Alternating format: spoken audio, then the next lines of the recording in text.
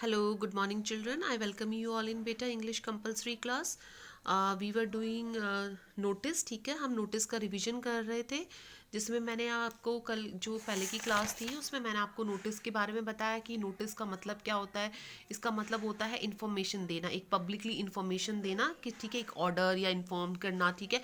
और ये पर्टिकुलर एक के लिए नहीं होता, जब हम बहुत सारे लोगों को इन्फॉर्म करते हैं, ठीक है, लार्ज नंबर ऑफ पीपल को जो हम इन्फॉर्म करते हैं, बहुत सारे लोगों को जब हम सूचना देते हैं, तो हम नोटिस बोर्ड पर एक नोटिस लिखा जाता है, सूचना लिखी जाती है, जिसको हम नोटिस कहते हैं, ठीक है। नोटिस किसी भी तरीके का हो सकता है, किसी घटना के बारे में, किसी कंपटीशन के बारे में, किसी कोई चीज़ मिली है, कोई चीज़ गुम हुई है, कुछ होने वाला है, ठीक है, कोई भी जो चीज़ होने वाली है उसके बारे में इन्फॉर्म करना, इसको नोटिस बोलते हैं। फिर उसके बाद में जो है, मैंने आपको एग्जाम्पल बताया था नोटिस का, ठीक है। फॉर्मेट मैंने आपको बता दिया था कि सबसे पहले हम जो है नेम ऑफ ऑर्गेनाइजेशन, स्कूल का नाम वगैरह लिखते हैं, फिर हम डेट लिखते हैं, फिर कैपिटल लेटर्स में नोटिस लिखते हैं, फिर हेडिंग लिखते हैं, और फिर 50 वर्ड्स के अंदर हम जो है वो आपका ये इन्फॉर्मेशन लिखते हैं, और लास्ट में जिसने नोटिस लिखा है उसका नेम और सिग्नेचर लिखते हैं, और उसकी डेजिग्नेशन, उसकी पोस्ट क्या है, ठीक है, उसका पद क्या है, औहदा क्या है, ये लिखते हैं। इन सारी चीज़ को हम जो है बॉक्स में बंद करके लिखते हैं, ठीक है, बॉक्स में। अब मैं एक आपको, ये तो मैंने करवा दिया था आपको, ठीक है। अब मैं दूसरा एक एग्जांपल बता रही हूँ नोटिस का।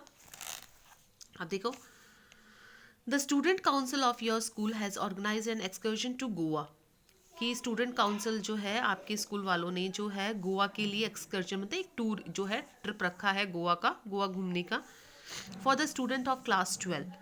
और ये किसके लिए है? क्लास 12 के स्टूडेंट्स के लिए, ओनली 12th क्लास के स्टूडेंट्स के लिए एक ट्रिप है गोवा का, ड्यूरिंग द ऑटम ब्रेक, ठीक है, ऑटम ब्रेक जो है उसके अंदर।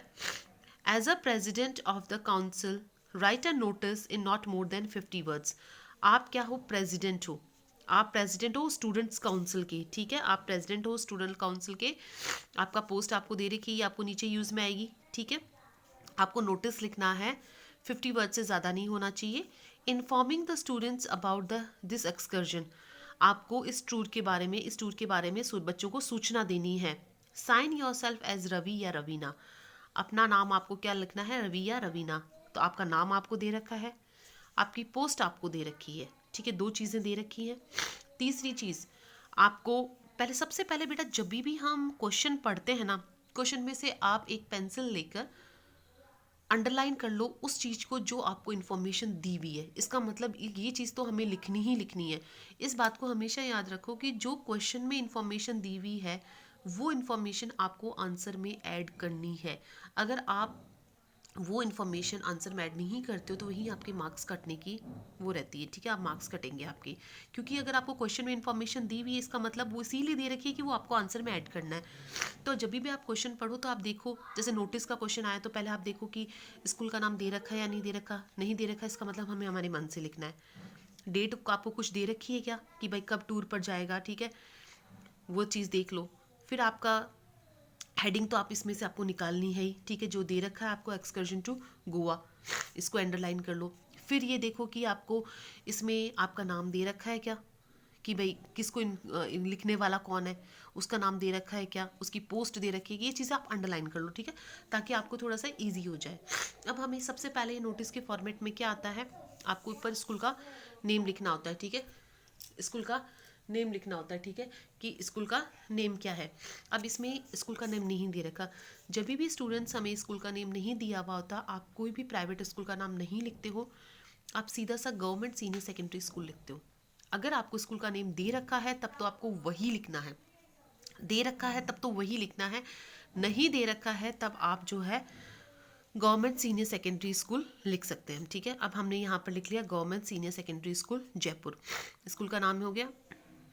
अब आपको डेट जो है वो नहीं दे रखी थी, ठीक है, कि भाई ये डेट तो बेटा आपको कभी भी नहीं दी हुई होगी, ये डेट नहीं दी हुई होगी, डेट नोटिस लिखने की डेट आपको कभी क्वेश्चन में दी हुई भी नहीं होती। हाँ, ये ज़रूर दिया हुआ हो सकता है कि भाई इस दिन ये प्रोग्राम होने वाला है, इस दिन ये टूर जाने वाला है, तो आप, मैंने कहा ना, उससे आप पहले की डेट लिखोगे, क्योंकि इन्फॉर्म तो पहले करोगे ना, उस दिन भी नहीं करोगे, ठीक है।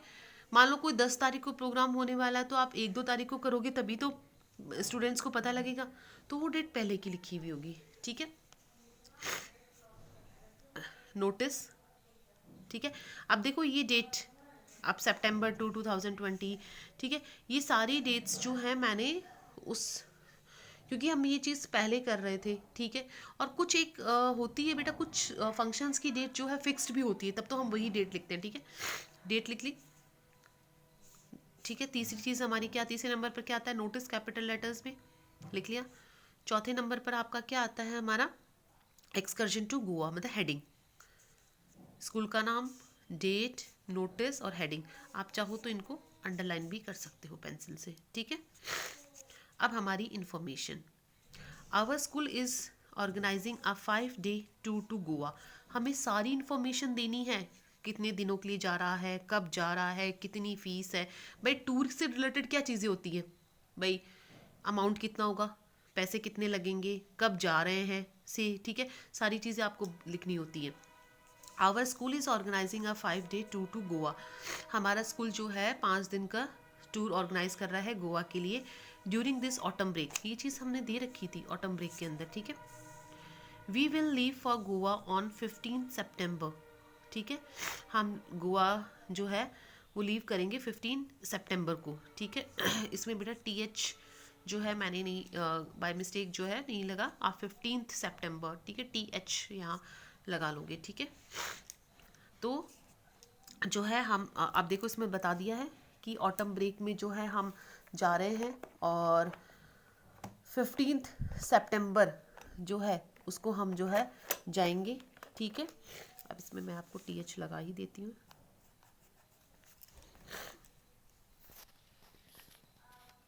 गोवा जा रहे हैं, बता दी कि हमारा स्कूल ऑर्गेनाइज कर रहा है गोवा का ट्रिप, ऑटम ब्रेक में ही कर रहा है।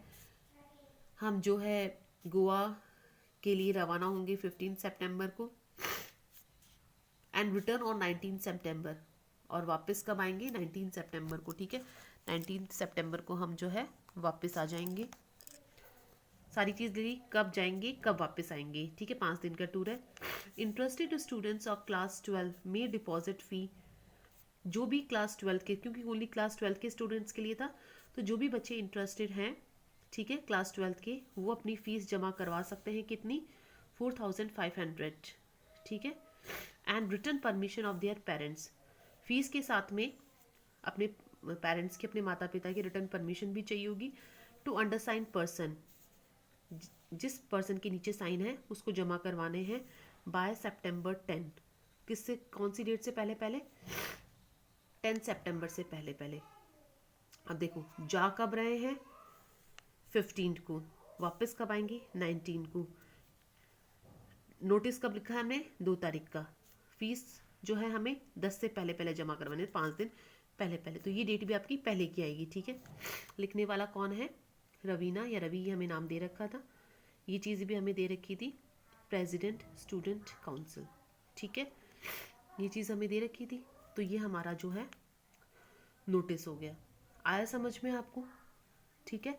तो ये चीज़ आप करना इसी तरीके के, जैसे ये गोवा का टूर है, किसी भी जगह का हो सकता है घूमने के लिए, भाई आप हिस्टोरिकल ऐतिहासिक जगह घूमने के लिए जा रहे हो, कोई एजुकेशनल टूर हो सकता है, ठीक है, कहीं का भी टूर का।